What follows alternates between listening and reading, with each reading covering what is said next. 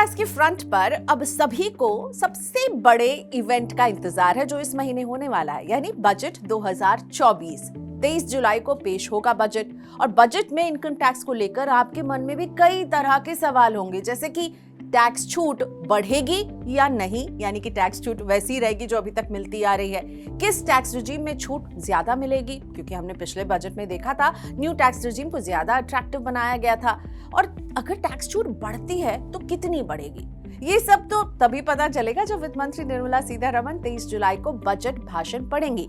लेकिन हम आपको इनकम पर टैक्स बचाने के 5 ऐसे तरीके बताने वाले हैं जिसमें बजट में टैक्स छूट बढ़े या ना बढ़े आपका फायदा हो फाइनेंशियल ईयर 2024-25 में। तो बने रहिए मेरे साथ।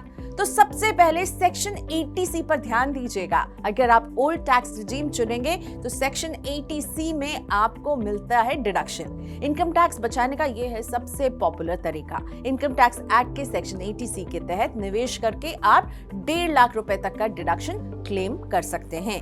एम्प्लॉय प्रोविडेंट फंड यानी EPF, public provident fund, life insurance, equity linked saving scheme यानी वो म्यूचुअल फंड जो स्पेशली आपको टैक्स बचाने में मदद करते हैं, टैक्स सेविंग FD जैसे ऑप्शन इसमें शामिल होते हैं। टैक्स बचाने वाले इन ऑप्शंस में ELSS में सबसे कम छोटा लॉक इन पीरियड है और वो है 3 साल का। सेक्शन 80D, इसके तहत आप हेल्थ इंश्योरेंस पॉलिसी का प्रीमियम दीजिए और टैक्स बचाइए।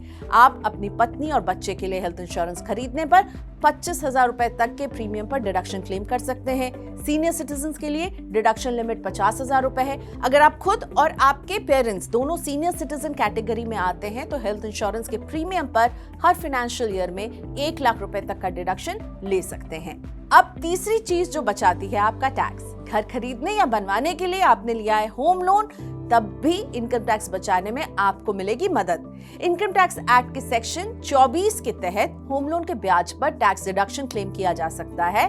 सेल्फ ऑक्यूपाइड रेजिडेंशियल प्रॉपर्टी के मामले में 2 लाख रुपए तक का डिडक्शन ले सकते हैं। वहीं अगर आपकी प्रॉपर्टी लेट आउट है, यानी आपने किराए पर चढ़ा कर रखी है, तो ब्याज पर डिडक्शन की कोई भी लिमिट नहीं है, आप सारा ब्याज क्लेम कर सकते हैं।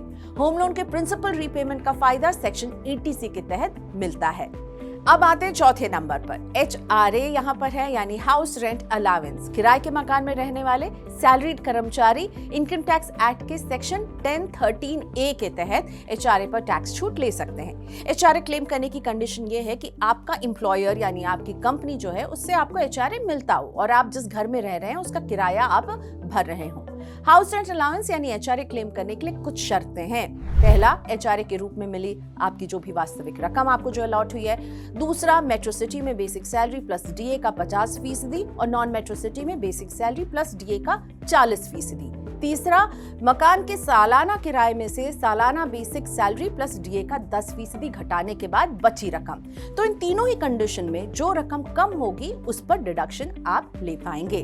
पांचवी चीज जो आपका बचाएगी टैक्स वो है रिटायरमेंट के लिए आप करेंगे निवेश। कहा? नेशनल पेंशन सिस्टम यानी NPS में।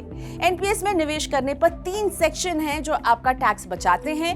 80CCD1, 80CCD1B और सेक्शन 80CCD2। अगर कोई व्यक्ति खुद से NPS में कंट्रीब्यूशन करता है तो सेक्शन 80CCD1 के तहत मूल वेतन और महंगाई भत्ते के 10% तक के कंट्रीब्यूशन पर टैक्स छूट का फायदा ले सकता है। हालांकि सेक्शन 80CCE के तहत टैक्स डिडक्शन पर कैपिंग है। सेक्शन 80C, 80CCC और सेक्शन 80CCD1 के तहत किए गए निवेश पर कुल मिलाकर 1.5 लाख रुपए तक का ही डिडक्शन मिल सकता है। तो इसे जरा ध्यान से समझिए। अगर आपकी 1.5 लाख रुपए की लिमिट सेक्शन 80C में एग्जॉस्ट हो चुकी है, यानी आपने पूरा 1.5 लाख तक का निवेश कर लिया है, तो सेक्शन 80CCD1 के तहत NPS में किए गए निवेश पर टैक्स बेनिफिट आप नहीं ले पाएंगे। ऐसी कंडीशन में सेक्शन 80CCD1B काम आता है और इसके तहत NPS के टियर 1 खाते में निवेश पर अतिरिक्त 50,000 रुपए का डिडक्शन आप ले सकते हैं। ये डिडक्शन 1.5 लाख रुपए की लिमिट से ओवर एंड अबव है। मतलब सेक्शन 80C या 80CCD1 के साथ सेक्शन 80CCD1B के तहत करके 2 लाख रुपए तक का डिडक्शन मिल सकता है। अगर आप सैलरीड एम्प्लॉय हैं और आपका एम्प्लॉयर आपके NPS खाते में कंट्रीब्यूट करता है तो इनकम टैक्स एक्ट के सेक्शन 80CCD2 के तहत टैक्स छूट ली जा सकती है। आप basic salary plus DNS allowance के 10% तक डिडक्शन क्लेम कर पाएंगे। इस छूट का फायदा ओल्ड और न्यू टैक्स रेजिम दोनों में मिलता है। तो आखिर में एक रिकैप, 80C के तहत 1.5 लाख रुपए, 80D के तहत मैक्सिमम 1 लाख रुपए, सेक्शन 24B के तहत 2 लाख रुपए, सेक्शन 80CCD 1B के तहत 50,000 रुपए, यानी टोटल 5 लाख रुपए। जबकि HRA और सेक्शन 80CCD 2 के तहत NPS में निवेश को मिलाकर आप लाखों रुपए बचा सकते हैं। इन सभी डिडक्शंस को आपकी इनकम से घटा दिया जाता है, जिससे आपकी टैक्सेबल इनकम और टैक्स की देनदारी दोनों कम हो जाती है।